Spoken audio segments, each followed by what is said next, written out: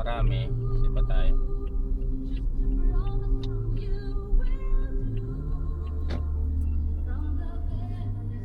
Papa-schedule pa pala. Hindi.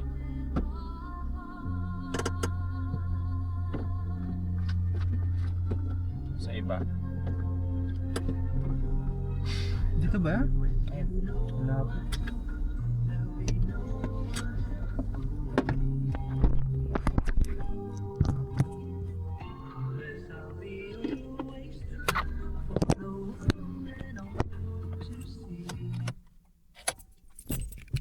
Tayo sa dentist.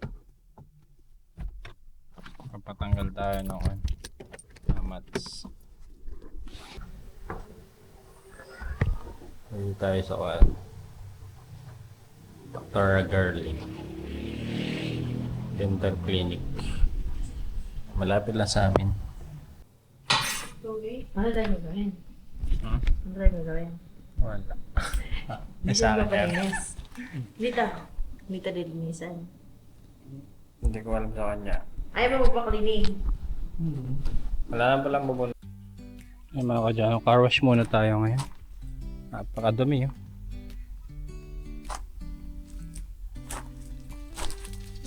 Daming tayong ibon. Pinatok din ng ibon. Ibay na tayo ibon. Ito yung po mga kadyano. Magandang araw po sa ating lahat. And car wash muna tayo ng ating sasakyan bago mahatak. Joke lang. Ay mga kadyana, siguro bukas is magpipintiro tayo dito sa may harap po ng ating bahay. Titingnan ko kung maaabot ko. Hahanap tayo ng mahabang patpat para pandugtong do sa roller brush. At ayun po mga kadyana, ilagyan ko ng sabon yung ating kutsi. May pangkod tayo. Hindi ko alam kung anong tawag dito sa bula-bula na to. Mabilis siyang makapaglinis. Madaling na ikakalat yung sabon pang car wash. Ay mga kadyana, ilang taon na ba sa atin yung ating nasakyan? Mabalang naman, 1 taon at ilan na ba? 4 na buwan. 1 taon at 4 months yata mga kadyano yung ating sasakyan. Ang bilis lang nung panahon. Parang nakaraan lang binili ko lang to. Or dinown pala. Hindi pa natin nabili ng buo. Kasi, ayan. Yan. After ko pong masabu-sabunan is inuskus ko na basahan na malambot. Ayan.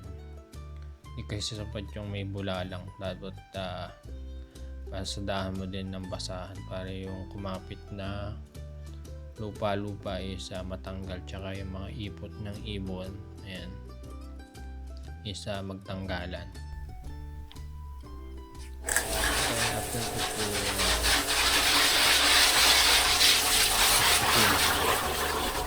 babanlawan na po natin na bonggang bongga.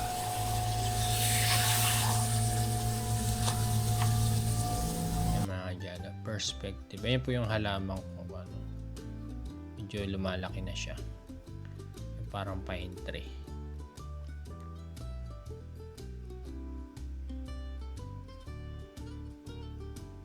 Yan, naghanap lang tayo. Kumuha lang tayo ng pang-kusik-kusik. Parang anti-basa-basa. Or para tumalbog yung tubig. Ayan. Kinis na ulit ang ating sasakyan mga kadyano. Wala nang alikabok. Pero mamaya sigurado meron na naman yan. Tsaka syempre pag tuwing hapon umuulan, wala pa tayong garahe. Kaya ganun talaga buhay, tiis-tiis lang. Mga kadyano, so shiny na ang ating sasakyan. Pinahiran ko na sa ceramic coating kahit hindi naman talaga ceramic coating. Ayan. Pati yung loob nilinis ko rin para pagka next drive natin is press compress ko mga kadyano. Ayan. Tsaka pinagpagan ko rin yung mga placemat nya kasi maraming naipong buhangin. Kaganda ng mga kadyano ng ulap. Tingnan nyo. Pagka naka-fast forward, gumagalaw talaga. Ayan mga kadyano, tapos na tayo mag car wash. Ano naman tayo, maglinis, magpintura. Ayan. Ayan mga kadyano, this time naman is dito tayo magpintura. Side na to.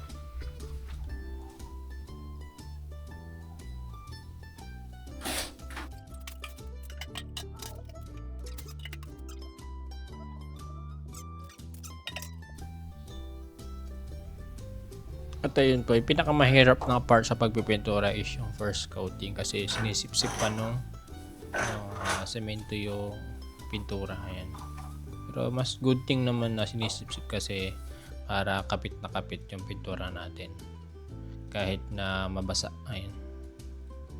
Isa kasi pagka yung pintura hindi masyadong makapit nagbabaklasan or nababakbak na ganun. So kanina mga kadyano, pang matagalan. Medyo madumi yung ating yung aluminum door. Siguro lilinisin ko yan pagka natapos na ang aking mga ginagawa.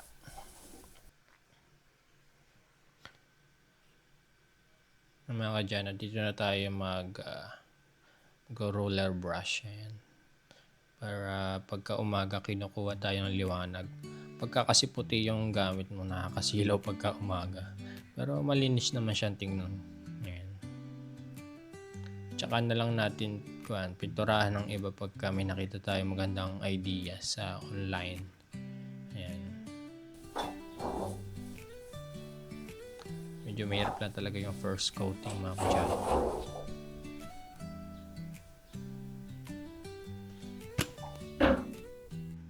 Ito yun pa mga kadyano, mamaya na lang yung kadaldalan ko. Ayan. Manood muna kayo ng aking pipintura.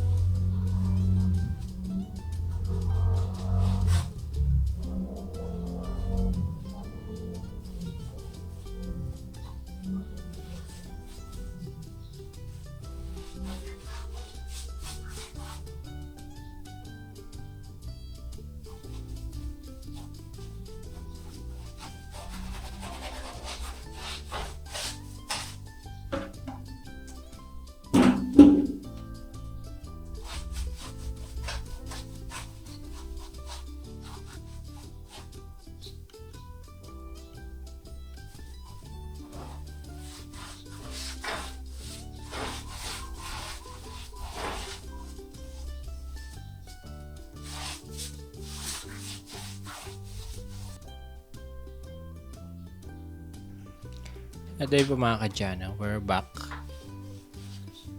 Ayun, bali mga kadyana, magsi-second coating na tayo dito. Ayan, para mas kita na yung tingkad ng pagkaputi.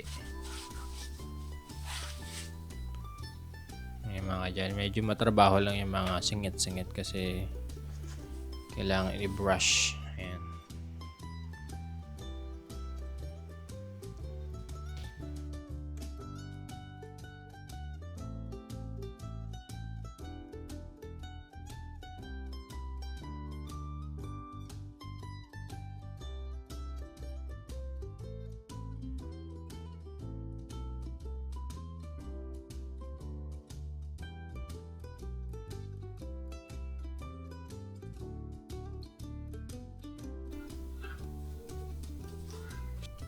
Hey guys! Let's second coating. Second coating.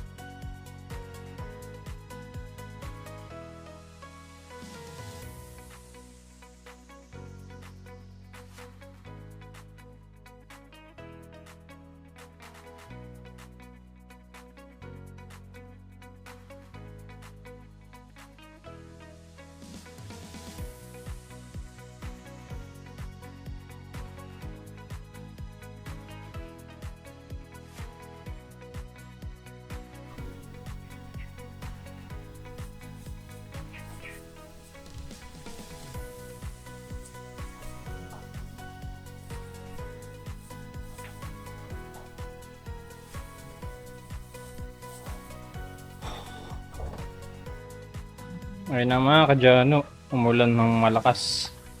Karwas lang, no? Pero okay na rin yan. Mawala lang yung dagta tsaka mga ipot ng ibon. Ayan.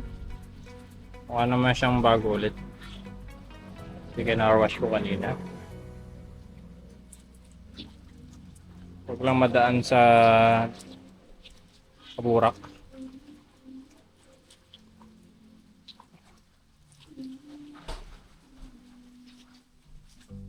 Medyo malakas yung ulan kanina.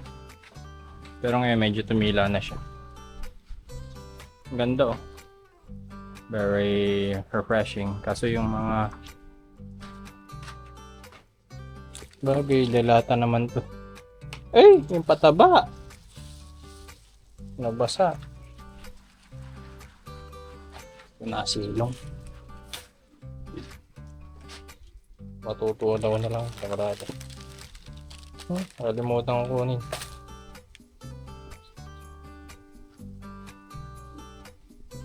Ayan.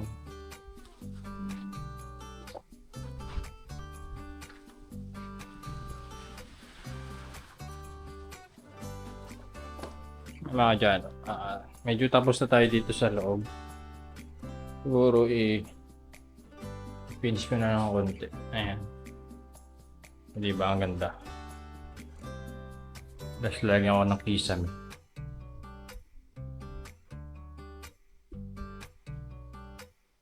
Pwede rin naman. Kasi may nakalabas na junction kasi. Lalagyan ko na ng kisame. Mga dyan. Ito na yung tsura. Diba? Very clean. Wala lang ilaw dito. Diba mga dyan? Linis tingnan. Yung sahig lang hindi.